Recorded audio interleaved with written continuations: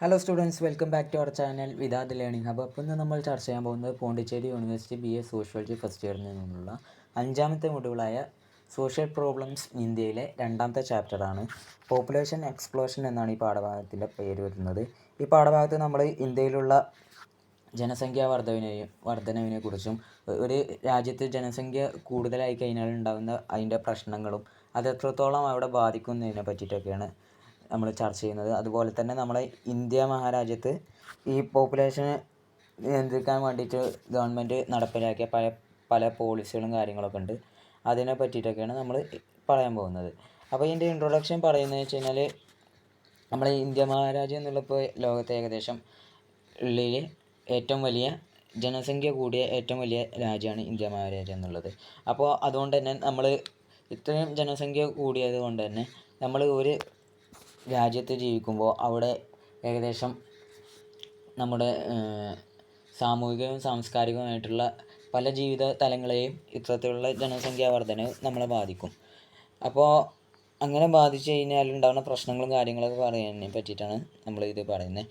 നമ്മൾ ഈ ഓരോ ഗവൺമെൻറ്റുകളും അവരുടെ 5 വർഷ പദ്ധതിയായിട്ട് 5 ഇയർ പ്ലാനുകൾ ഓരോ ഗവൺമെൻറ്റുകളും നമ്മളിവിടെ ആവിഷ്കരിക്കാറുണ്ട്. അതിൽ പ്രധാനമായിട്ട് ചർച്ച ചെയ്യാനുള്ളതാണ് നമ്മുടെ ഈ പോപ്പുലേഷൻ എക്സ്പ്ലോഷനെ പറ്റിയിട്ട് എന്നുള്ളത്. ഇനി ഈ പോപ്പുലേഷൻ എക്സ്പ്ലോഷൻ എന്ന് വെച്ച് കഴിഞ്ഞാൽ നമ്മൾ ഒരു സ്ഥലത്ത് അതിവിടെ താങ്ങാവുന്നതിലധികം ആളുകളെ നിറയുക എന്നുള്ളതാണ് പോപ്പുലേഷൻ എക്സ്പ്ലോഷൻ കൊണ്ട് ഉദ്ദേശിക്കുന്നത്.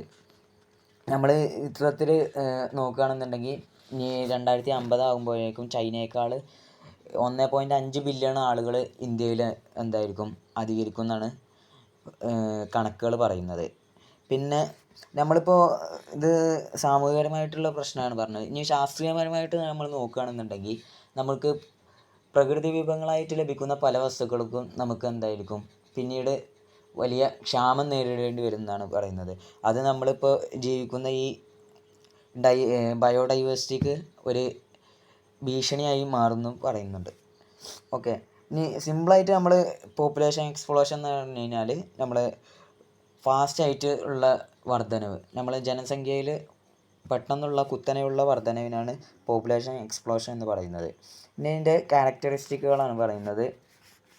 അതിൽപ്പെട്ടാണ് നമ്മളെ ജനന നിരക്ക്, മരണനിരക്ക്, പിന്നെ അതുപോലെ തന്നെ കുടിയേറ്റക്കാർ, ഇവിടുന്ന് അങ്ങോട്ടുള്ള പലായനങ്ങൾ, ഇതെല്ലാം ഇതിൻ്റെ എക്സാമ്പിളുകളിൽ പെട്ടാണ്. ഇനി പോസിറ്റീവ് റേസും ഉണ്ടാവും, അതുപോലെ തന്നെ നെഗറ്റീവ് റേസും ഉണ്ടാവും. പോസിറ്റീവ് റേസ് എന്ന് പറഞ്ഞു കഴിഞ്ഞാൽ മുൻ വർഷത്തേക്കാൾ ഈ വർഷം ഒന്ന് കൂടുതലുണ്ടാവുന്ന ഉയർന്ന കണക്കിനാണ് പോസിറ്റീവ് റേസ് എന്നുള്ളതുകൊണ്ട് ഉദ്ദേശിക്കുന്നത്. എന്നാൽ നെഗറ്റീവ് ഇൻക്രീസ് എന്ന് പറഞ്ഞു കഴിഞ്ഞാൽ മുൻ വർഷത്തേക്കാൾ ഈ വർഷം കുറഞ്ഞു കഴിഞ്ഞാൽ അതിന് നെഗറ്റീവ് ഇൻക്രീസ് എന്ന് പറയും. നമ്മൾ ഈ പെട്ടെന്നുണ്ടാവുന്ന പെട്ടെന്നുണ്ടാവുന്ന ജനസംഖ്യ കൊണ്ട് ഉണ്ടാകുന്ന പ്രശ്നങ്ങളാണ് നമ്മളെ ഇല്ലിട്രസി, നിരക്ഷരായിരിക്കും, പിന്നെ ദാരിദ്ര്യം ഉണ്ടാവും, പിന്നെ അതുപോലെ തന്നെ നമുക്ക് ആരോഗ്യപരമായിട്ട് പല പ്രശ്നങ്ങളും കാണാൻ സാധിക്കും എന്നാണ് പറയുന്നത്. ഇനി നമ്മൾ പോപ്പുലേഷൻ ഡെൻസിറ്റി ഇതിൻ്റെ കൂടെ പറയേണ്ട ഒരു കാര്യമാണ്. പോപ്പുലേഷൻ ഡെൻസിറ്റി അതായത് ജനസാന്ദ്രതയാണ്. അത് പറഞ്ഞാൽ നമ്മൾ അത് കണക്കാക്കുക എന്ന് വെച്ച് കഴിഞ്ഞാൽ ഒരു സ്ക്വയർ കിലോമീറ്ററിൽ എത്ര ആളുകൾ താമസിക്കുന്നുണ്ട് എന്ന് നോക്കിയിട്ടാണ് പോപ്പുലേഷൻ ഡെൻസിറ്റി കണക്കാക്കുക.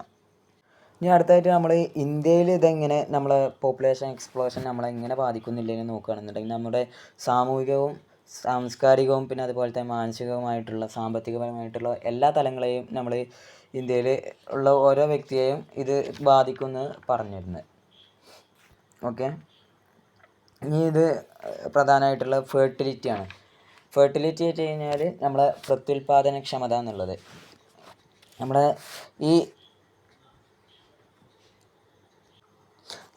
സ്ത്രീകളിലുള്ള പെട്ടെന്നുള്ള കല്യാണവും വിവാഹങ്ങളും മറ്റുമൊക്കെയാണ് നമ്മളെ ഈ സമൂഹത്തിൽ പോപ്പുലേഷൻ ഉണ്ടാക്കാൻ കൂടുതൽ സഹായിക്കുന്നത്. അതിന് ഏകദേശം 15 വയസ്സ് മുതൽ 45 വയസ്സിനിടയ്ക്കുള്ള സ്ത്രീകളിലാണ് ഈ ഉയർന്ന പ്രത്യുൽപാദനക്ഷമത കണ്ടുവരുന്നത്. അത് തന്നെ നമ്മൾ ഏകദേശം ഈ 45 വയസ്സിന് ശേഷം സ്ത്രീകളിൽ കുട്ടികളുണ്ടാകുക, പ്രത്യുൽപാദനക്ഷമത ഉണ്ടാവുക എന്നുള്ളത് വളരെയധികം കുറവാണെന്നാണ് പറഞ്ഞത്. ഇനി ചൈനയിലെ കണക്ക് വെച്ച് നോക്കുകയാണെന്നുണ്ടെങ്കിൽ 15-19 വയസ്സിൻ്റെ ഇടയിലുള്ള 70% സ്ത്രീകളും വിവാഹിതരായിരിക്കും. എന്നാൽ അതേസമയം അമേരിക്കയിൽ ഈ 15-19 ഇടയിലുള്ളവർ വെറും 15% മാത്രമാണ് എന്നുള്ളതാണ്. ഓക്കെ, നമ്മൾ ഈ സ്ത്രീകളുടെ നേരത്തെയുള്ള വിവാഹങ്ങളും പിന്നെ അതുപോലെ തന്നെ ആഗോളതലത്തിൽ നടക്കുന്ന വിവാഹങ്ങളും മറ്റൊക്കെയാണ് നമ്മൾ എന്തായിരിക്കും ഈ പോപ്പുലേഷനെ ഉയർത്തുന്നതിൽ വലിയൊരു പങ്ക് വഹിക്കുന്നതെന്നാണ് പറയുന്നത്. പിന്നെ അടുത്തൊരു ഇന്ത്യയിൽ ഉണ്ടാകുന്ന മറ്റൊരു ഫാക്ടറാണ് വിഡോ റീമാരേജ് എന്നുള്ളത്. അതായത് നമ്മുടെ വിധവകളെ കല്യാണം കഴിക്കുക എന്നുള്ളത്. ഏകദേശം 90% 20-35 വയസ്സിൻ്റെ ഇടയിലുള്ള ഏകദേശം 90% ആളുകളും എന്താണ് വിവാഹിതരാണെന്നാണ് പറയുന്നത്. ഓക്കെ, അത് ഈ സമയത്താണെങ്കിൽ ഫെർട്ടിലിറ്റി അതിൻ്റെ പീക്ക് ലെവലിൽ ഏറ്റവും ഉന്നതമായ ഉത്തുംഗ ഇതിലുള്ള ഒരു നേരമാണ് ഈ 20-35 വയസ്സ് എന്നുള്ളത്. ഇനി അടുത്തൊരു പ്രശ്നമാണ് പ്രിഫറൻസ് ഫോർ സൺസ്. അതായത് ആൺമക്കൾക്ക് വേണ്ടിയിട്ടാണ് കൂടുതൽ പ്രിഫർ ചെയ്യുന്നത് ഇന്ത്യയിൽ. കാരണം എന്താ വെച്ച് കഴിഞ്ഞാൽ ഒരു വ്യക്തിയുടെ മരിച്ചു കഴിഞ്ഞാൽ അയാൾ പിൻഗാമിയായിട്ട് ഇവിടെ പെൺമക്കളെക്കാട്ടിലും ആൺമക്കൾക്കാണ് പ്രാധാന്യം നൽകുന്നതെന്നുള്ളതാണ്. അതിന് അദ്ദേഹത്തിൻ്റെ സംസ്കാര ചടങ്ങുകൾക്കും പിന്നെ അതുപോലെ തന്നെ സാമ്പത്തികപരമായിട്ടുള്ള കാര്യങ്ങൾ നോക്കാനും പിന്നെ അതുപോലെ തന്നെ അദ്ദേഹത്തിൻ്റെ ഭാവിയിലുള്ള അദ്ദേഹത്തിൻ്റെ കുടുംബത്തെ പോറ്റാനൊക്കെ മറ്റൊക്കെ ആയിട്ട് ഒരു ആൺകുട്ടിക്കാണ് ഇവിടെ പെൺകുട്ടികളെക്കാട്ടിലും പ്രാധാന്യം നൽകുന്നതാണ് പറഞ്ഞത്. ഇനി അടുത്തൊരു വിഷയമാണ് ഗേൾസ് എഡ്യൂക്കേഷൻ എന്നുള്ളത്, സ്ത്രീകളുടെ വിദ്യാഭ്യാസം എന്നുള്ളത്. നമ്മളെ ഗ്രാമീണ പ്രദേശങ്ങളിൽ വെച്ച് കഴിഞ്ഞാൽ നമ്മളെ സ്ത്രീകൾ എന്ന് വെച്ച് കഴിഞ്ഞാൽ അധികവും നിരക്ഷരായിട്ടാണ് നമുക്ക് കാണാൻ സാധിക്കുന്നത്. പിന്നെ മറ്റൊരു വിഷയമാണ് ചിൽഡ്രൻസ് എംപ്ലോയ്മെൻറ്റ്, അതായത് ബാലവേലകൾ നന്നായി അധികരിക്കും എന്നുള്ളതാണ്. പിന്നെ ആറ്റിറ്റ്യൂഡ് ടുവാർഡ്സ് ഫാമിലി പ്ലാനിങ്. നമ്മൾ ഇതിവിടെ പറയുന്നത് വെച്ച് കഴിഞ്ഞാൽ നമ്മൾ ഈ ആണുങ്ങൾക്ക് പുരുഷന്മാർക്ക് ഉള്ളതിനെക്കാട്ടിലും സ്ത്രീകൾക്കായിരിക്കും ഈ ഒരു ഫാമിലി പ്ലാനിങ്ങിൽ നല്ലൊരു കൺസെപ്റ്റും കാര്യങ്ങളൊക്കെ ഉണ്ടാവുക, നല്ല ഐഡിയകളും ഉണ്ടാവുക. അതുകൊണ്ട് തന്നെ സ്ത്രീകളാണ് ഇവിടെ ബർത്ത് കൺട്രോളിനും മറ്റൊക്കെ ഒരു മുൻകൈ എടുക്കുന്നതെന്നാണ് പറയുന്നത്. ഇനി death and birth gap is widening, അതായത് ജനന നിരക്കിൻ്റെയും മരണ നിരക്കിൻ്റെ ഇടയിൽ വലിയൊരു ഗ്യാപ്പ് വരികയാണ്. അതായത് നമ്മുടെ ഈ ഇന്ത്യയിൽ ജനന നിരക്കിനെക്കാട്ടിലും മരണനിരക്ക് വളരെയധികം ഗണ്യമായി കുറയുന്നുണ്ട് എന്നുള്ളതാണ്. ഇനി മറ്റൊരു വിഷയമാണ് മൈഗ്രേഷൻ എന്നുള്ളത്. അതായത് ഇവിടേക്ക് കുടിയേറി വരുന്നവരാണ് നമ്മളെ പലരും. അത് നമ്മുടെ സാംസ്കാരികവും സാമ്പത്തികപരമായിട്ടുള്ള പല പിന്നെ അതുപോലെ തന്നെ രാഷ്ട്രീയപരമായിട്ടുള്ള പല സെക്ടറിലും നമുക്ക് അതിൻ്റെ പ്രതിഫലനങ്ങൾ കാണാൻ സാധിക്കുന്നതാണ്. പിന്നെ നമ്മുടെ സ്റ്റേറ്റായ ആസാം എന്നുള്ള സ്റ്റേറ്റ് എടുത്ത് നോക്കുകയാണെന്നുണ്ടെങ്കിൽ അതിൻ്റെ ഏകദേശം നേപ്പാളിൽ നിന്നും ബംഗ്ലാദേശിൽ നിന്നുള്ള ആളുകൾ അവിടെ കുടിയേറി പാർക്കുന്നവരുണ്ട്. അത് നമ്മുടെ സാമ്പത്തിക ഭദ്രതയെ വളരെയധികം നല്ല രീതിയിൽ തന്നെ ബാധിക്കുന്നുണ്ട് എന്നുള്ളതാണ് പറയുന്നത്.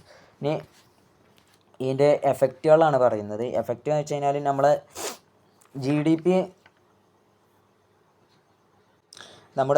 ഡി പി മാറാതെ നമ്മുടെ മറ്റു രീതിയിലൊക്കെ നമ്മൾ വളരെയധികം ഡെവലപ്പായി വരുന്നുണ്ട്. പക്ഷേ നമ്മുടെ ജി ഡി പിയിൽ ഗ്രോസ് ഡൊമസ്റ്റിക് പ്രൊഡക്ടിവിറ്റിയിൽ നമുക്ക് ഗണ്യമായൊരു മാറ്റം വരുത്താൻ സാധിക്കുന്നില്ല എന്നുള്ളതാണ് ഇന്ത്യയിലെ പോപ്പുലേഷൻ എക്സ്പ്ലോഷൻ കൊണ്ടുള്ള പ്രധാന എഫക്റ്റ്. ഇനി എഡ്യൂക്കേഷനിൽ വിദ്യാഭ്യാസ രംഗത്ത് നോക്കുകയാണെന്നുണ്ടെങ്കിൽ ലോ ക്വാളിറ്റി എഡ്യൂക്കേഷൻ ആയിരിക്കും അത് നൽകുന്നുണ്ടാവുക. അതായത് ഒരു ക്ലാസ്സിൽ ഏകദേശം 50-ലേറെ കുട്ടികളൊക്കെ വന്നു കഴിഞ്ഞാൽ ഒരു ടീച്ചറിന് കൺട്രോൾ ചെയ്യാൻ കഴിയില്ല. അപ്പോൾ അവിടെ അവരെ വേണ്ട രീതിയിൽ പരിഗണിക്കാനും മറ്റൊന്നും സാധിക്കില്ല. അതുമൂലം തന്നെ അവിടെ നമ്മുടെ വിദ്യാഭ്യാസ രംഗം പാടെ തകർന്നു പോകുന്ന ഒരു അവസ്ഥയൊക്കെ വരാറുണ്ട്. പിന്നെ മറ്റൊന്നാണ് ഡിസിപ്ലിൻ ഇഷ്യൂസ്. അതായത് നമ്മൾ കോളേജും മറ്റു ടെക്നിക്കൽ സ്കൂളുകളോ മെഡിക്കൽ സ്കൂളുകളാണെങ്കിലൊക്കെ ഇവിടെയൊക്കെ നമുക്ക് ഡിസിപ്ലിനുകൾ നല്ല അത്യാവശ്യമാണ്. എന്നാൽ ഇത്തരം കുട്ടികളും മറ്റൊക്കെ അധികരിച്ചു കഴിഞ്ഞാൽ ഒരു മാനേജ്മെൻറ്റിന് അല്ലെങ്കിൽ അത് നോക്കി നടത്തുന്ന ആളുകൾക്ക് വളരെയധികം ബുദ്ധിമുട്ടാണെന്നുള്ളതാണ് പറയുന്നത്. പിന്നെ education as a money making business എന്നുള്ളതാണ്. അതായത് വിദ്യാഭ്യാസത്തെ കമ്പോളവൽക്കരിക്കുക എന്നുള്ളതുകൊണ്ടാണ് കമ്പോളവൽക്കരിക്കുക എന്നുള്ളതാണ് ഇതുകൊണ്ട് ഉദ്ദേശിക്കുന്നത്. അതായത് എല്ലാവരും വിദ്യാഭ്യാസം ഇങ്ങനെ കൊടുക്കുന്നുണ്ട്, ആളുകൾ പഠിക്കുന്നുണ്ടോയെന്നില്ല ഒന്നും നോക്കുന്നില്ല. പക്ഷേ അവർക്ക് പണമാണ് പ്രധാനമായിട്ട് അവർ മുൻതൂക്കം നൽകുന്നത്. നമ്മളെ സാമൂഹ്യ വിദ്യാഭ്യാസ രംഗത്ത് പറഞ്ഞു. ഇനി അത് നമ്മളെ അന്തരീക്ഷപരമായിട്ട് നോക്കുകയാണെന്നുണ്ടെങ്കിൽ അന്തരീക്ഷത്തിൽ ഇത് എത്രത്തോളം പ്രതിഫലിക്കുന്നില്ലാണ് പറയാനുള്ളത്. അതായത് നമ്മളെ എൻവിറോൺമെൻറ്റ് ക്വാളിറ്റിയിലൊക്കെ നമുക്ക് വലിയൊരു അധോഗതി വരുന്നില്ലാണ് ഇതുകൊണ്ട് ആദ്യത്തെ പ്രശ്നമായിട്ട് പറയുന്നത്. ഏകദേശം 10,000 സസ്തനികളും അതുപോലെ തന്നെ സസ്യങ്ങളും സ്പെഷീസുകളും 1950 മുതൽ ഇതുവരെ ആയിട്ട് ഇവിടുന്ന് ഇല്ലാതായി പോയിട്ടുണ്ട് എന്നാണ് പറഞ്ഞത്. പിന്നെ അതുപോലെ തന്നെ 80% മഴക്കാടുകളൊക്കെ നശിച്ചു പോയിട്ടുണ്ട്. പിന്നെ അടുത്തൊരു പ്രശ്നമാണ് ഫുഡ് ക്വാളിറ്റിയിൽ, അതായത് നമ്മുടെ ഭക്ഷണത്തിലുള്ള ക്വാളിറ്റിയിൽ അതേപോലെ കാര്യമായ ഗണ്യമായ അധോഗതികൾ തരംതാഴലുകളൊക്കെ വരും. പിന്നെ അർബണൈസേഷനാണ്, നഗരവൽക്കരണമാണ് മറ്റൊരു വിഷയം. പിന്നെ ഇൻഡസ്ട്രിയലൈസേഷൻ, വ്യവസായവൽക്കരണം ഇതിൻ്റെ ഒരു പ്രശ്നമാണ്. ഇതൊക്കെ വരുന്നത് വെച്ച് കഴിഞ്ഞാൽ നമ്മൾ ഈ അർബണൈസേഷനും ഇൻഡസ്ട്രിയലൈസേഷനൊക്കെ എന്ന് വെച്ച് കഴിഞ്ഞാൽ അവിടെ നിന്നുള്ള പൊല്യൂഷന് മൂലം, അതായത് നമ്മുടെ വേസ്റ്റ് വാട്ടേഴ്സ്, അതുപോലെ തന്നെ ശബ്ദ മലിനീകരണം, പിന്നെ വായു മലിനീകരണം, അങ്ങനെ പല രീതിയിൽ ഇത് ബാധിക്കുന്നുണ്ട്. പിന്നെ വെള്ളത്തിനുള്ള ഷോർട്ട് എന്നുള്ളതാണ്. വെള്ളത്തിനുള്ള ലഭ്യതയിൽ ഗണ്യമായ കുറവും മറ്റൊക്കെ ഉണ്ടാവും. ഇനി സാമൂഹികവും സാമ്പത്തികപരമായിട്ടുള്ള മനുഷ്യന്മാരിൽ ഉണ്ടായ ഇതിൻ്റെ ഇമ്പാക്റ്റാണ്, പോപ്പുലേഷൻ എക്സ്പ്ലോഷൻ മൂലം ഉണ്ടായ ഇമ്പാക്റ്റും കാര്യങ്ങളാണ് അടുത്ത് പറയുന്നത്. ഇതിലാദ്യമായിട്ട് പറയുന്നത് ഓവർ ക്രൗഡിങ് ആണ്. അതായത് ഉയർന്ന രീതിയിലുള്ള ജനങ്ങളുടെ തിക്കും തിരക്കുകളും നമുക്ക് കാണാൻ സാധിക്കും. അതായത് കൂടുതൽ ചേരി പ്രദേശങ്ങളും മറ്റു ഒക്കെ ഇവിടെ ഉണ്ടാവാനുള്ള സാധ്യതകളുണ്ട്. പിന്നെ മറ്റൊരു വിഷയമാണ് അൺഎംപ്ലോയ്മെൻറ്റ്, ജോലിയില്ലായ്മ എന്നുള്ളത്. നമ്മുടെ ഇന്ത്യയിൽ ഒരുപാട് ആളുകൾ എന്തായിരിക്കും റൂറൽ ഏരിയയിലാണ് നമ്മൾ പോപ്പുലേഷൻ എക്സ്പ്ലോഷൻ കാര്യമായിട്ട് കാണാറുള്ളത്. അവിടെ ഉള്ളവരൊക്കെ പ്രധാനമായിട്ടും അൺഎംപ്ലോയിഡ് ആയിരിക്കും, തൊഴിലില്ലാത്തവരായിരിക്കും. മറ്റൊരു വിഷയമാണ് ഹൗസിംഗ് എന്നുള്ളത്. നമുക്ക് വസിക്കാനൊരു ഇടം ഉണ്ടാവില്ല എന്നുള്ളതാണ്. ഒരു മനുഷ്യന് വേണ്ട 3 പ്രധാന ഫണ്ടമെൻ്റലി അവന് നിർബന്ധമായി വേണ്ടതാണ് നമ്മളെ താമസം വയ്ക്കാൻ, ഭക്ഷണം, പിന്നെ അതുപോലെ തന്നെ വസ്ത്രം എന്നുള്ളത്. താമസം, ഭക്ഷണം, വസ്ത്രം എന്നുള്ളത്, ഇതിൽ ഈ 3 എണ്ണത്തിനും വലിയൊരു ക്ഷാമം നേരിടേണ്ടി വരും എന്നുള്ളതാണ് ഒരു വിഷയം വരുന്നത്. പിന്നെ ഇനി അടുത്തൊരു വിഷയമാണ് പോർ ലിവിങ് സ്റ്റാൻഡേർഡ്, പിന്നെ അതുപോലെ മെൻസ് ക്വാളിറ്റി ലൈഫ്. അതായത് നമുക്ക് നല്ലൊരു നിലവാരത്തിലുള്ള ജീവിതം കാഴ്ചവെക്കാൻ സാധിക്കില്ല, നമുക്ക് വലിയൊരു മാതൃകാപരമായിട്ടുള്ളൊരു ജീവിത രീതി ഇവിടെ കാഴ്ചവെക്കാൻ സാധിക്കുകയില്ല. മറ്റൊരു വിഷയമാണ് നമ്മുടെ medical and health care facilities. അതായത് നമുക്ക് ആരോഗ്യപരമായിട്ടുള്ള ഒരുപാട് കുറവുകളും മറ്റുമൊക്കെ വരും. പിന്നെ അതുപോലെ തന്നെ എന്തെങ്കിലും വന്നു കഴിഞ്ഞാൽ ചികിത്സിക്കാൻ വേണ്ട മതിയായ സൗകര്യങ്ങളൊന്നും ഉണ്ടാവാൻ സാധ്യതയില്ല. ഓക്കെ, ഇനി ഇന്ത്യയുടെ പോപ്പുലേഷൻ പോളിസികളാണ്. ഇന്ത്യയുടെ പോപ്പുലേഷൻ നയങ്ങളും മറ്റൊക്കെയാണ് പറയുന്നത്. ഇത് പ്രധാനമായിട്ട് 2 ഐറ്റത്തിൽ വരിക. ഒന്ന് വെച്ച് കഴിഞ്ഞാൽ നമ്മുടെ ലോങ് ടേമും ആയിരിക്കും, മറ്റൊന്നുള്ളത് ഷോർട്ട് ടേം എന്നുള്ളതാണ്. ലോങ് ടേം എന്നുള്ളത് വെച്ച് കഴിഞ്ഞാൽ നമ്മുടെ രാജ്യത്തെ സാമൂഹികവും സാമ്പത്തികവും പിന്നെ അതുപോലെ തന്നെ ജനസംഖ്യാപരമായിട്ട് നമ്മൾ ഒന്ന് ശക്തിപ്പെടുത്തുക എന്നുള്ളതാണ് ലോങ് ടേം ആയിട്ട് നോക്കുമ്പോൾ ഉണ്ടാവുക. എന്നാൽ ഷോർട്ട് ടേം ആയിട്ട് ഉള്ളതെന്ന് വെച്ച് കഴിഞ്ഞാൽ പെട്ടെന്ന് ഉണ്ടാകുന്ന ബെനിഫിറ്റ്, പെട്ടെന്ന് നമുക്കൊരു ഇന്ന് എന്തെങ്കിലും നേട്ടം ഉണ്ടാക്കണം എന്ന് എഴുതിയിട്ടുണ്ടാവണം. അതിൽ പെട്ടെന്ന് നമ്മുടെ ബർത്ത് റേറ്റിനെ, അതായത് ജന്മം നൽകുന്നതിനെ കുറക്കുക എന്നുള്ളതൊക്കെ. ഇനി നമ്മളെ ലോങ് ടേം സ്ട്രാറ്റജികളിൽ പെട്ടാണ് നമ്മൾ ഈ പോപ്പുലേഷനെ പറ്റിയിട്ട് മതിയായ വിദ്യാഭ്യാസം നൽകുക, പിന്നെ അതുപോലെ തന്നെ വിവാഹപ്രായപരിധി ഉയർത്തുക, പിന്നെ അതുപോലെ ബാലവേല ഒഴിവാക്കുക, പിന്നെ നിർബന്ധമായിട്ടുള്ള സ്കൂൾ പഠനം വരുത്തുക, പിന്നെ അതുപോലെ തന്നെ അഡൾട്ടുകളിൽ നമ്മുടെ സാക്ഷരതാ പഠനങ്ങളും മറ്റൊക്കെ നടത്തുക എന്നുള്ളതൊക്കെ ലോങ് ടേം സ്ട്രാറ്റജികളിൽ പെട്ടാണ്. ഇനി പോപ്പുലേഷൻ എന്ന് പറഞ്ഞു കഴിഞ്ഞാൽ ജനസംഖ്യാ പ്രശ്നം ഇനി പോപ്പുലേഷൻ പോളിസി എന്ന് പറഞ്ഞു കഴിഞ്ഞാൽ ജനസംഖ്യാ പ്രശ്നം പരിഹരിക്കുന്നതിനായിട്ട് സവിശേഷതകളെ നമ്മൾ മൊത്തത്തിലോ അല്ലെങ്കിൽ നേരിട്ടോ സ്വാധീനിക്കാൻ സർക്കാർ സ്വീകരിക്കുന്ന നടപടികളെയാണ് ജനസംഖ്യാ നയം എന്നുള്ളതുകൊണ്ട്, അതായത് പോപ്പുലേഷൻ പോളിസി എന്നുള്ളതുകൊണ്ട് ഉദ്ദേശിക്കുന്നത്. ബേളിസൺ എന്നുള്ള ആൾ പറഞ്ഞിരിക്കുന്നത് ഗവൺമെൻറ് എടുക്കുന്ന എല്ലാ ഇനീഷ്യേറ്റീവ് പ്രവർത്തനങ്ങളും നമ്മുടെ ഈ പോപ്പുലേഷൻ പോളിസിയുടെ ഭാഗമാണെന്നുള്ളതാണ് അദ്ദേഹം പറഞ്ഞിട്ടുള്ളത്. ഇതിന് 3 പ്രധാനമായിട്ടുള്ള ക്യാരക്ടറിസ്റ്റിക്കുകളാണ് പറയുന്നത്. അതെന്ന് വെച്ച് കഴിഞ്ഞാൽ ഗവൺമെൻറ് എടുക്കുന്ന എല്ലാ ആക്ഷനുകളും ഇതിൻ്റെ ഭാഗമായിരിക്കും. അതിൽ നമ്മൾ ചെറുതോ വലുതോ നിയമങ്ങളോ അതിൻ്റെ സബായിട്ട് വരുന്ന നിയമങ്ങളോ ഒക്കെ ഇതിൽ ഭാഗമാണ്. പിന്നെ ഇതെന്ന് വെച്ചാൽ കാരണങ്ങളും എഫക്റ്റുകളൊക്കെ ഉണ്ടാവും. പിന്നെ അതുപോലെ തന്നെ ഓരോ ക്ലാസ്സുകളെയും ഓരോ വിഭാഗങ്ങളെയും ഓരോ സാംസ്കാരിക മതപരമായിട്ടുള്ള കാരണങ്ങളെയും എല്ലാ പ്രശ്നങ്ങളെയും ഇത് എന്തായിരിക്കും അന്വേഷിക്കും എന്നുള്ളതാണ് ഇതിൻ്റെ മറ്റൊരു പ്രത്യേകതയായിട്ട് പറയുന്നത്. നമുക്ക് അടുത്തായിട്ട് പറയാനുള്ള ഇതിൻ്റെ പോപ്പുലേഷൻ പോളിസിയുടെ ഒബ്ജക്റ്റീവുകളാണ്. ഇത് നമുക്ക് സാമ്പത്തികപരമായിട്ടും വിദ്യാഭ്യാസപരമായിട്ടും ഒക്കെ നമുക്ക് നേരിടാൻ കഴിയും. പിന്നെ അതുപോലെ തന്നെ രാഷ്ട്രീയപരമായിട്ട് നോക്കുകയാണെന്നുണ്ടെങ്കിൽ നമ്മൾ ഈക്വാലിറ്റി, സമത്വത്തിനും നീതിക്കും സ്വാതന്ത്ര്യത്തിനും വേണ്ടിയിട്ടൊക്കെ ഉണ്ടാവും. പിന്നെ അതുപോലെ തന്നെ എൻവിറോൺമെൻറ്റൽ, അന്തരീക്ഷമായിട്ടും നമ്മുടെ ഭൗമപരമായിട്ടുള്ള കാര്യങ്ങളിലും ഇത് ബാധിക്കുന്നതാണ്. പിന്നെ സോഷ്യോളജിക്കൽ, സാമൂഹികപരമായിട്ട് നോക്കുകയാണെങ്കിൽ അത് നമ്മുടെ സാംസ്കാരികവും പിന്നെ അതുപോലെ തന്നെ എസ്തെറ്റിക് ആയിട്ടുള്ള കാര്യങ്ങളിലും ഇത് ബാധിക്കുന്നതാണ് എന്നുള്ളതാണ്. ഇനി പോപ്പുലേഷൻ കൺട്രോളിനുള്ള മെത്തേഡുകളും കാര്യങ്ങളാണ് ആദ്യമായിട്ട് പറയുന്നത്. അതിൽ ഇൻഫർമേഷൻ ആൻഡ് എഡ്യൂക്കേഷൻ, ഇതിനെ പറ്റിയിട്ട് എല്ലാവരെയും ഒന്ന് അറിവ് നൽകുക, എല്ലാവരെയും ബോധവാന്മാരാക്കുക എന്നുള്ളതാണ്. മറ്റൊന്നാണ് സന്നദ്ധ പരിപാടികളും മറ്റൊക്കെ സംഘടിപ്പിക്കുക. പിന്നെ ചേഞ്ചസ് ഇൻ സോഷ്യൽ ഇൻസ്റ്റിറ്റ്യൂഷനാണ് അടുത്തതായിട്ട് വരുന്നത്.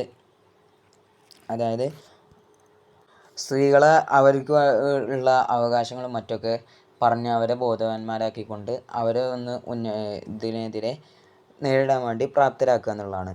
ഇനി അടുത്തൊന്നാണ് ഇൻസെൻറ്റീവ്സും മറ്റൊക്കെ നൽകിക്കൊണ്ട് ഇവരെ പ്രോത്സാഹിപ്പിക്കുക എന്നുള്ളത്. അത് എന്ന് വെച്ച് കഴിഞ്ഞാൽ നമ്മുടെ ഈ കുറഞ്ഞ വർത്ത് നൽകുന്നവർക്ക് എന്തായിരിക്കുക, നമ്മുടെ സാമ്പത്തികപരമോ സേവനങ്ങളോ അല്ലെങ്കിൽ വല്ല പ്രൊമോഷനോ അതുപോലെ തന്നെ നമ്മുടെ സീറ്റ് റിസർവിങ്ങോ അങ്ങനെ എന്തെങ്കിലുമൊക്കെ കാര്യങ്ങൾ നൽകുക എന്നുള്ളതാണ്. മറ്റൊന്നാണ് നിർബന്ധം ചെലുത്തുക എന്നുള്ളതാണ് മറ്റൊരു മെത്തേഡ്, പോപ്പുലേഷൻ കൺട്രോളിൻ്റെ മെത്തേഡ് എന്നുള്ളത്. അതായത് ഗവൺമെൻറ് നിർബന്ധം ഇത്തരമുള്ള പറ്റുക എന്നൊക്കെ പറയാം. ഇനി ബർത്ത് കൺട്രോൾ ചെയ്യാനുള്ള പല മെത്തേഡുകളും കാര്യങ്ങളാണ് ഈ ഗ്രാഫിൽ നൽകിയിട്ടുള്ളത്. ഈ പോപ്പുലേഷൻ കൺട്രോൾ പോളിസികൾക്കുള്ള തടസ്സങ്ങളും കാര്യങ്ങളാണ് പറയുന്നത് വെച്ച് കഴിഞ്ഞാൽ, ആദ്യമായിട്ട് പറയുന്നത് വെച്ച് കഴിഞ്ഞാൽ നമ്മൾ ഒരാളുടെ ചോയ്സ് തിരഞ്ഞെടുക്കാനുള്ള അധികാരത്തെ ഇത് ഇല്ലാതാക്കുന്നതാണ് പറയുന്നത്. എന്നാൽ ഇതൊരു ആൻറ്റി ഡെമോക്രാറ്റിക് ബിഹേവിയറാണ്. അതായത് നമ്മുടെ ജനാധിപത്യ വിരുദ്ധമായിട്ടുള്ളൊരു സ്വഭാവമാണ് ഈ ഗവൺമെൻറ് ഒരാളുടെ പ്രത്യുൽപാദനത്തിനുള്ള അധികാരങ്ങളിലും പിന്നെ അവൻ്റെ ഇഷ്ടങ്ങളുള്ള അധികാരങ്ങളിലൊക്കെ ഗവൺമെൻറ് കൈകടത്തുക എന്നുള്ളത്. ഓക്കെ, ഈ പ്രവർത്തനങ്ങൾ ഉള്ളത് വെച്ച് കഴിഞ്ഞാൽ നാഷണൽ ഹ്യൂമൻ റൈറ്റ്സ് കമ്മീഷൻ്റെ ഓർഡർ പ്രകാരം ഇതൊക്കെ എതിരാണ് എന്നുള്ളതാണ്. അതുകൊണ്ട് തന്നെ ആന്ധ്ര, മധ്യപ്രദേശ്, രാജസ്ഥാൻ, ഛത്തീസ്ഗഡ്, ഒഡീഷ അതുപോലെയുള്ള സംസ്ഥാനങ്ങളൊക്കെ അവർ ഇതുപോലെ നൽകുന്ന ഇൻസെൻറ്റീവ്സും മറ്റു കാര്യങ്ങളൊക്കെ നിർത്തലാക്കുകയൊക്കെ ചെയ്തിട്ടുണ്ട്. ഇനി ഇന്ത്യയിൽ ലോകത്തിന് മൊത്തം ഉണ്ടാകുന്നൊരു പ്രശ്നം എന്താ വെച്ച് കഴിഞ്ഞാൽ നമ്മൾ ഈ ഇത്തരത്തിൽ ആൺകുട്ടികൾക്ക് വേണ്ടിയിട്ടുള്ള കൂടുതലായിട്ടുള്ള ത്വരയും മറ്റുമൊക്കെ ആഗ്രഹങ്ങളൊക്കെ എന്തായിരിക്കുക ജെൻഡർ ഇംബാലൻസിന് വഴിവെച്ചിട്ടുണ്ട് എന്നുള്ളതാണ് പറയുന്നത്. ഇനി ഇന്ത്യയുടെ പോപ്പുലേഷൻ പോളിസിയാണ്, ഇന്ത്യയുടെ പോപ്പുലേഷൻ പോളിസിയും കാര്യങ്ങളാണ് ഇനി പറയാനുള്ളത്. അതെന്ന് വെച്ച് കഴിഞ്ഞാൽ നമ്മൾ പ്ലാനിങ് കമ്മീഷനുകൾ പ്രധാനമായിട്ട് ഇന്ത്യയിൽ വന്നപ്പോൾ ആദ്യമായിട്ട് പ്ലാനിങ് കമ്മീഷൻ വന്നപ്പോൾ തന്നെ നമ്മുടെ പോപ്പുലേഷൻ കൺട്രോൾ ചെയ്യാനുള്ള കാര്യങ്ങളും മറ്റൊക്കെ ചർച്ച ചെയ്തിരുന്നു. ഏകദേശം ആദ്യത്തെ പ്ലാനിങ് കമ്മീഷൻ 65 ലക്ഷത്തോളം രൂപയാണ് ഇതിനു വേണ്ടി മാത്രം ചിലവഴിച്ച് വകയിരുത്തിയത് എന്ന് പറയുന്നത്.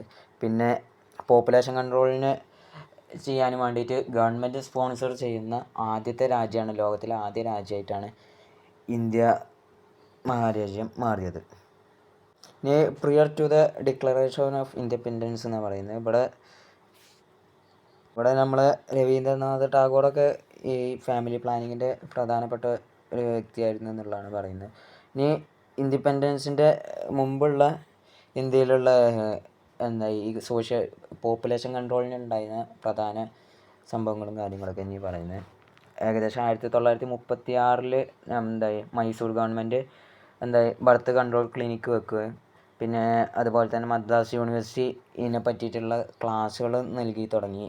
പിന്നെ 1932 ബർത്ത് കൺട്രോൾ ക്ലിനിക്കുകൾ നമ്മളെ മദ്രാസ് സർക്കാർ ഗവൺമെൻറ്റിൻ്റെ കീഴിൽ കൊണ്ടുവന്നു. അങ്ങനെ ഒരുപാട് കാര്യങ്ങൾ പറയുന്നുണ്ട്, അതെല്ലാവരും ഒന്ന് ജസ്റ്റ് വായിച്ചു നോക്കുക. ഇനി പോപ്പുലേഷൻ പോളിസി ആഫ്റ്റർ ഇൻഡിപെൻഡൻസാണ് പറയുന്നത്. അതെന്ന് വെച്ച് കഴിഞ്ഞാൽ നമ്മൾ നേരത്തെ പറഞ്ഞ പോലെ ഏകദേശം ഓരോ 5 ഇയർ പ്ലാനിലും വരുന്നൊരു പദ്ധതിയായിട്ടാണ് ഇതിനെ ആവിഷ്കരിച്ചിട്ടുണ്ടായിരുന്നത്. ഇത് പ്രധാനമായിട്ടും നമുക്ക് 3 പാർട്ടായിട്ട് തരംതിരിക്കാൻ കഴിയും. 1951 മുതൽ 75 വരെയുള്ള അടിയന്തരാവസ്ഥ കാലത്തിന് മുമ്പുള്ള കാലം, പിന്നെ അടിയന്തരാവസ്ഥ കാലത്തുള്ളത് അത് രണ്ടാമത്തെ വിഭാഗം, പിന്നെ അതിന് ശേഷമുള്ള അടിയന്തരാവസ്ഥയ്ക്ക് ശേഷമുള്ള കാലം എന്നുള്ളതാണ്. ഇനി ഓരോ 5 ഇയർ പ്ലാനുകളെയും കാര്യങ്ങളാണ് പറയുന്നത്. എല്ലാവരും ജസ്റ്റ് ഒന്ന് നോക്കിയാൽ മതി. എല്ലാത്തിലും പ്രധാനമായിട്ട് വരുന്നതാണ് നമ്മളെ ഈ പോപ്പുലേഷൻ കൺട്രോളിന് വേണ്ടിയിട്ട് ഗവൺമെൻറ്റുകൾ സ്വീകരിച്ച നിലപാടുകളും കാര്യങ്ങളൊക്കെയാണ് അതിൽ പറയുന്നത്. അതിന് ഓരോ വർഷവും ഏകദേശം ആദ്യത്തേതിൽ 65 ലക്ഷമാണെന്നുണ്ടെങ്കിൽ പിന്നെ ഇതിൽ 3 കോടിയോളം രൂപയായി, പിന്നെ അത് 5 കോടിയായി, പിന്നെ ഏകദേശം 50 കോടി വരെ ആദ്യത്തെ കാറ്റഗറിയിൽ തന്നെ എത്തുന്നുണ്ട്. ഓക്കെ, ഇനി പോപ്പുലേഷൻ പോളിസി നമ്മളെ ഈ അടിയന്തരാവസ്ഥ കാലത്തുള്ള പോപ്പുലേഷൻ പോളിസിയാണ് ഇനി അടുത്ത് പറയുന്നത്. ഈ സമയത്താണ് സ്ത്രീകളുടെ വിവാഹത്തിൻ്റെ പ്രായപരിധി 15 നിന്ന് 18 അതുപോലെ തന്നെ പുരുഷൻ്റെ പ്രായപരിധി 18 നിന്ന് 21 ആക്കണം എന്നുള്ളതൊക്കെ നിയമങ്ങളൊക്കെ നടപ്പിൽ വരുത്തണമെന്ന് പറഞ്ഞു വരുന്നത് ഈ കാലത്താണ്. പിന്നെ അതുപോലെ തന്നെ ഓരോ സംസ്ഥാനവും അവരുടേതായിട്ടുള്ള വന്ധ്യകരണ പ്രവർത്തനങ്ങളും മറ്റൊക്കെ നിലനിർത്തി പോരാനും മറ്റൊക്കെ ഗവൺമെൻറ്റിൻ്റെ അടുത്തു നിന്നുള്ള വലിയ ഇടപെടലുകൾ ഉണ്ടായിരുന്നു. അതായത് ഏകദേശം ഒരു ഫാമിലിയിൽ വെറും 2 മക്കൾ എന്നുള്ള രീതിയിൽ ആക്കാനും പിന്നെ ശേഷമുള്ളവരെ വന്ധ്യകരിക്കാനും, അതായത് ശേഷം സ്ത്രീയെയോ പുരുഷനെയോ വന്ധ്യകരിക്കാനും ഗവൺമെൻറ്റിൻ്റെ ഭാഗത്തു നിന്നുള്ള ഓർഡറുകളും കാര്യങ്ങളൊക്കെ ഈ സമയത്തുണ്ടായിരുന്നു. ഇനി നമ്മളെ ഈ policy regarding the post emergency period, അതായത് നമ്മുടെ അടിയന്തരാവസ്ഥ കാലത്തിന് ശേഷമുള്ള കാലത്തെ പറ്റിയിട്ടാണ് ഇനി പറയുന്നത്. അതെന്ന് വെച്ച് കഴിഞ്ഞാൽ വളണ്ടറി സ്റ്റെറിലൈസേഷൻ എന്നുള്ളത്, അതായത് നിർബന്ധിത വന്ധ്യകരണം എന്നുള്ളത് ഒഴിവാക്കുകയും അതിനുശേഷം ടാർഗറ്റ് എന്നുള്ളതും എക്സ്പെക്റ്റേഷൻ എന്നാക്കി മാറ്റി. അതിന് പകരം വളണ്ടറി സ്റ്റെറിലൈസേഷന് പകരം എക്സ്പെക്റ്റ് ചെയ്യണ ഇത്രയെന്നുള്ള ആൾക്കാക്കി. പിന്നെ അതുപോലെ തന്നെ ടാർഗറ്റ് എന്നുള്ളത് ഇത്ര എണ്ണം തേക്കുക എന്നുള്ള ടാർഗറ്റ് എന്നുള്ള ഒരു സമ്പ്രദായം ഒഴിവാക്കി എന്നുള്ളതാണ്. പിന്നെ അതുപോലെ തന്നെയാണ് നമ്മളെ വിവാഹങ്ങളുടെ വിവാഹ പ്രായപരിധി ഉയർത്തി. പിന്നെ അതുപോലെ തന്നെ ഫാമിലി പ്ലാനിങ് പ്രോഗ്രാമുകളെ ഏകോപിപ്പിച്ചു. പിന്നെ ഫാമിലി എയ്ഡ് പ്രോഗ്രാമുകളും ഇതെല്ലാം നമ്മളെ ഗവൺമെൻറ്റിനെ കൊണ്ട് സപ്പോർട്ട് ചെയ്യപ്പെട്ടു എന്നുള്ളതാണ് ഈ കാലത്തുള്ള പ്രധാന സംഭവങ്ങളായിട്ട് നമുക്ക് പറയാനുള്ളത്. പിന്നെ വെൽഫെയർ ഓഫ് ഫാമിലീസ്, നമ്മുടെ ഫാമിലി ഓരോ കുടുംബങ്ങളുടെയും അവരുടെ ക്ഷേമത്തിന് വേണ്ടിയിട്ടുള്ള പ്രവർത്തനങ്ങളും മറ്റൊക്കെ ഉണ്ടാക്കി എന്നുള്ളതാണ്. ഇനി അടുത്താണ് കുട്ടിയുടെയും അമ്മയുടെയും ആരോഗ്യത്തിന് വേണ്ടിയിട്ടുള്ള പ്രവർത്തനങ്ങളും കാര്യങ്ങളാണ് അടുത്തായിട്ട് പറയാനുള്ളത്. ഇതെന്ന് വെച്ച് കഴിഞ്ഞാൽ 1983 ഹെൽത്ത് പോളിസി പ്രകാരം 3 പ്രധാന കാര്യങ്ങളുണ്ടാക്കി. അതായത് 1000 ശിശുക്കളിൽ 60 ശിശുമരണ നിരക്ക് 1000 കുട്ടികളിൽ 60 നിലക്കാക്കി. പിന്നെ അതുപോലെ തന്നെ 100,000 അമ്മമാരിൽ നിന്ന് വെറും 200 എന്നുള്ള നിലക്കാക്കി പ്രസവം മൂലം ഉണ്ടാകുന്ന അമ്മമാരുടെ മരണങ്ങളും മറ്റൊക്കെ. പിന്നെ അതുപോലെ തന്നെ അതിന് ശേഷമുള്ള ചെറിയ കുഞ്ഞുങ്ങളുടെ മരണങ്ങൾ 1000-ന് 10 എന്ന നിലക്ക് ഗണ്യമായി കുറച്ചു എന്നുള്ളതാണ് ഇതിൻ്റെ പ്രധാന സവിശേഷതകളും കാര്യമൊക്കെ. 1983 ഹെൽത്ത് പോളിസിയുടെ പ്രധാന കാര്യങ്ങളായിട്ട് പറയുന്നത്. പിന്നെ അവിടുന്ന് അങ്ങോട്ടുള്ള 6ാമത്തെ 5 ഇയർ പ്ലാൻ വന്നു. അത് എന്ന് വെച്ച് കഴിഞ്ഞാൽ പ്രധാനമായിട്ടും നമ്മുടെ ദേശീയ വരുമാനത്തെയും പിന്നെ അതുപോലെ തന്നെ ടെക്നിക്കൽ ആയിട്ടുള്ള കാര്യങ്ങളും ഒക്കെയാണ് അപ്പോൾ പ്രധാനമായിട്ടുണ്ടായിരുന്നത്. പിന്നെ അങ്ങോട്ട് ഓരോ 5 ഇയർ പ്ലാനിലും അതിൽ നിലപാടുകൾ സ്വീകരിക്കുന്നതും മറ്റൊക്കെ മാറിയെങ്കിലും അതിൻ്റെ ഇടയിലൊക്കെ നമ്മൾ ഈ പോപ്പുലേഷൻ കൺട്രോളിങ്ങിനും പോപ്പുലേഷനുമായി ബന്ധപ്പെട്ടുള്ള ചർച്ചകൾക്കും ഒരു ഭാഗം നൽകിയിരുന്നു എന്നുള്ളതാണ്. ഇനി 9ാമത്തെ 5 ഇയർ പ്ലാൻ ആയപ്പോൾ എന്ന് വെച്ച് കഴിഞ്ഞാൽ പ്രധാനമായിട്ട് കൺസിഡർ ചെയ്തിരുന്ന 4 കാര്യങ്ങളാണ്. നമ്മുടെ ജനങ്ങളുടെ സുരക്ഷിതമായിട്ടുള്ള നമ്മുടെ ജീവിത രീതി, പിന്നെ അതുപോലെ തന്നെ നമുക്ക് ഉപകാരപ്രദമായിട്ടുള്ള ജോലികൾ, പിന്നെ അതുപോലെ റീജിയണൽ ബാലൻസ്, പിന്നെ അതുപോലെ തന്നെ സ്വയം പര്യാപ്തത കൈവരിക്കുക എന്നുള്ളതൊക്കെയാണ് ഈ കാലത്ത് പ്രധാനമായിട്ട് നോക്കിയത്. അങ്ങനെ ഏകദേശം ഒരു 12ഓളം നമ്മുടെ 5 ഇയർ പ്ലാനുകൾ വരുന്നുണ്ട്. അപ്പോൾ അതൊക്കെ നമ്മളൊന്ന് ജസ്റ്റ് ഒന്ന് വായിച്ചു നോക്കിയാൽ മതി. അടുത്തായിട്ട് പറയാനുള്ളത് എക്സ്പെരിമെൻറ്റേഷൻ പീരീഡാണ്. 1951 മുതൽ 61 വരെയുള്ള കാലഘട്ടമാണ്. ഈ സമയത്ത് എന്ന് വെച്ച് കഴിഞ്ഞാൽ നമ്മുടെ ഫാമിലി പ്ലാനിങ് പ്രോഗ്രാം എങ്ങനെയാണെന്ന് വെച്ച് കഴിഞ്ഞാൽ ഈ ഒരു ഉദ്ദേശത്തോടു കൂടിയായിരുന്നു. അതായത് ദേശീയ സമ്പദ് വ്യവസ്ഥയുടെ ആവശ്യങ്ങൾക്ക് അനുയോജ്യമായ തലത്തിൽ ജനസംഖ്യ സ്ഥിരപ്പെടുത്തുന്നതിന് ആവശ്യമായ അളവിൽ ജനനിരക്ക് കുറക്കുക എന്നുള്ള ഈ ഒരു ഉദ്ദേശത്തോടു കൂടിയായിരുന്നു നമ്മുടെ ഫാമിലി പ്ലാനിങ്ങുകൾ നടന്നിരുന്നത്. ഇനി അടുത്താണ് പോപ്പുലേഷൻ കൺട്രോൾ പോളിസികൾ. 1961 മുതൽ 2000 വരെ ഉണ്ടായിട്ടുള്ള പോപ്പുലേഷൻ പോളിസികൾ മൊത്തത്തിൽ കൺട്രോൾ പോളിസികൾ മൊത്തത്തിൽ ഉള്ളൊരു അവലോകനം കാര്യങ്ങളാണ് അവിടെ പറയുന്നത്. ആദ്യമായിട്ട് പറയുന്നത് വെച്ച് കഴിഞ്ഞാൽ 3ാമത്തെ പ്ലാനിനെ പറ്റി പറയുന്നുണ്ട്.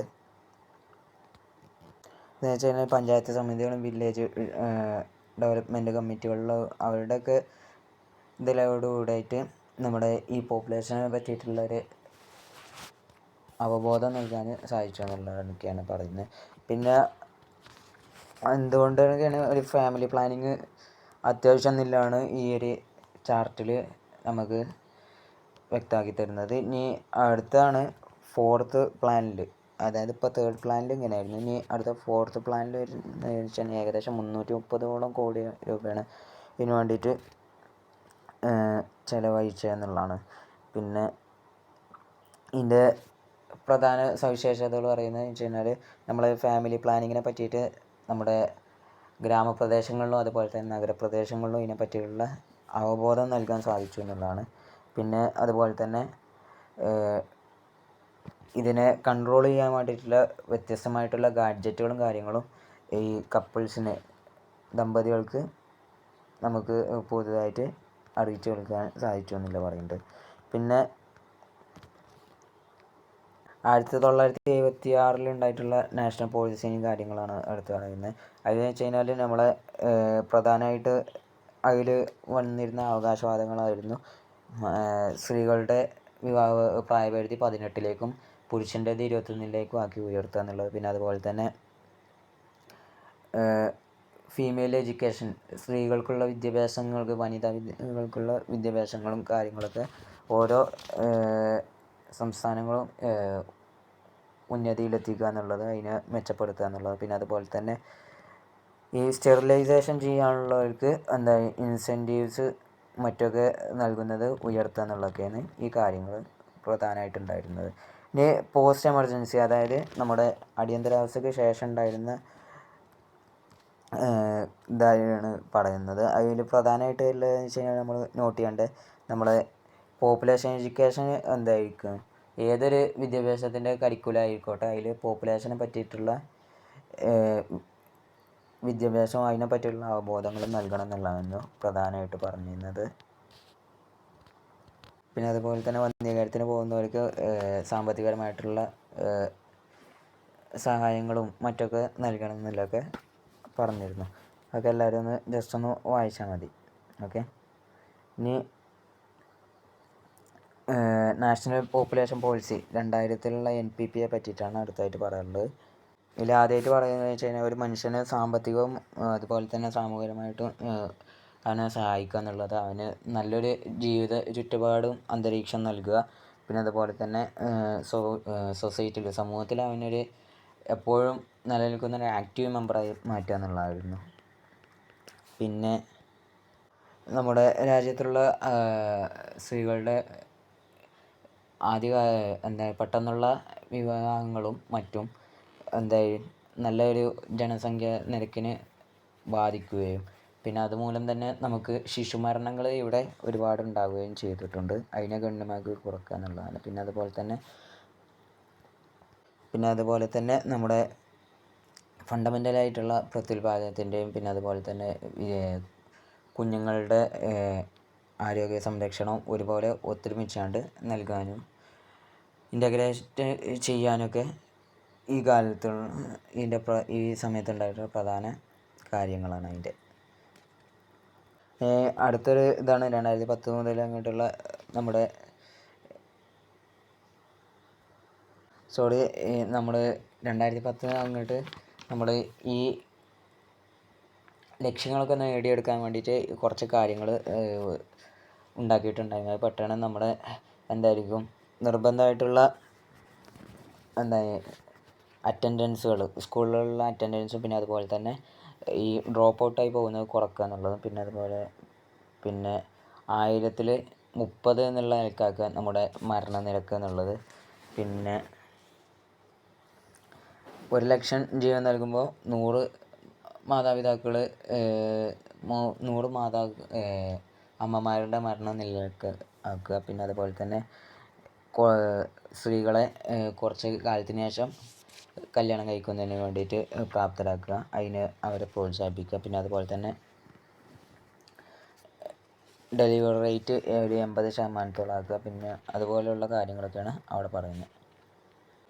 പിന്നെ അടുത്തതിന് നമുക്ക് പറയാനുള്ളത് dimensions of India's population policy psycho social consequences. അതായത് ഇന്ത്യയിൽ നമ്മൾ നേരത്തെ പറഞ്ഞു ഏകദേശം എല്ലാവരും ആൺകുട്ടികളെയാണ് കൂടുതലായിട്ട് ആവശ്യം ഉള്ളത്. നമ്മുടെ സൊസൈറ്റി സമൂഹം അങ്ങനെയാണ് കണക്കാക്കിയിട്ടുള്ളത്. സ്ത്രീകളെക്കാട്ടിലും പെൺകുട്ടികളെക്കാട്ടിലും ആൺകുട്ടികൾക്കാണ് കൂടുതൽ പ്രാധാന്യം മറ്റൊക്കെ നൽകുന്നത്. അതിനാൽ തന്നെ ഇവിടെ നമ്മുടെ പെൺകുട്ടികൾക്ക് വലിയൊരു പ്രാധാന്യം നൽകാതെയും അവർക്ക് അതൊരു വലിയൊരു മാനസികമായിട്ടുള്ള അവരുടെ സാമൂഹികവും മാനസികപരമായിട്ടുള്ള പ്രശ്നങ്ങൾക്ക് അത് വഴിവെച്ച് കൊടുക്കുന്നുണ്ട് എന്നുള്ളതാണ്. അതുപോലെ തന്നെ നമ്മൾ ഇത്തരത്തിലുള്ള പ്രശ്നങ്ങളും മറ്റുമൊക്കെ കാരണം ഒരുപാട്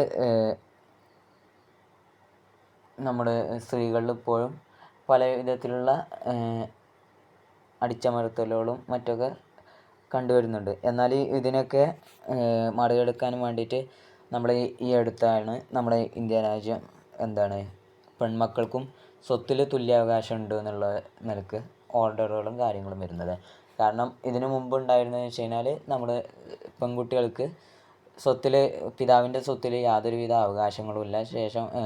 പിതാവിൻ്റെ മറ്റൊക്കെ മരണശേഷം വെറും ആൺമക്കളിലേക്ക് അതിൻ്റെ അവകാശങ്ങളും മറ്റും പോവുകയും എന്നാൽ പെൺകുട്ടികൾക്ക് അവിടെ യാതൊരുവിധ അവകാശങ്ങളും ഒന്നും ഇല്ലാത്തൊരവസ്ഥയായിരുന്നു. അപ്പോൾ ഇതിനൊക്കെ തുടച്ചു നീക്കാൻ വേണ്ടിയിട്ടാണ് ഇത്തരത്തിലുള്ളൊരു നിയമം ഗവൺമെൻറ് കൊണ്ടുവരുന്നു. ഇപ്പോൾ നിലവിൽ നമുക്ക് സ്ത്രീകൾക്കും പെൺകുട്ടികൾക്കും ഈ പിതാവിൻ്റെ സ്വത്തിലും പിതാവിൻ്റെയും മാതാവിൻ്റെയൊക്കെ സ്വത്തിൽ തുല്യമായിട്ടുള്ള അവകാശങ്ങളുണ്ട് എന്നാണ് നമ്മുടെ ഗവൺമെൻറ് ഉറപ്പ് നൽകുന്നത്. ഇത്രയും കാര്യങ്ങളാണ് നമ്മൾ ഈ പാഠഭാഗത്തിൽ ചർച്ച ചെയ്തത്. പ്രധാനമായിട്ടും ഇവിടെ നമ്മൾ ഓരോ 5 ഇയർ പ്ലാനിലുള്ള കാര്യങ്ങൾ നോക്കണം. എല്ലാത്തിലും കോമൺ ആയിട്ട് നമ്മൾ ഈ ഫാമിലി ഫങ്ഷനുകളും പിന്നെ അതുപോലെ ഫാമിലി പ്ലാനിങ്ങുകളും കാര്യങ്ങളൊക്കെ പറയുന്നുണ്ടെങ്കിലും അതിൻ്റെ കൂട്ടത്തിൽ നമ്മൾ ഓരോ വർഷത്തിലും നമ്മൾ അഡ്വാൻസ്ഡ് ആയിട്ട് വരുന്ന മാറ്റങ്ങളും കാര്യങ്ങളൊക്കെ പറയുന്നുണ്ട്. അതായത് നമ്മുടെ രാജ്യം വികസിച്ച് വരുന്നതിനനുസരിച്ച് കൊണ്ടുവരുന്ന ഓരോ മാറ്റങ്ങളും പറയുന്നുണ്ട്. അപ്പോൾ എല്ലാവരും ഒന്ന് വായിച്ചു നോക്കുക. ഓക്കെ.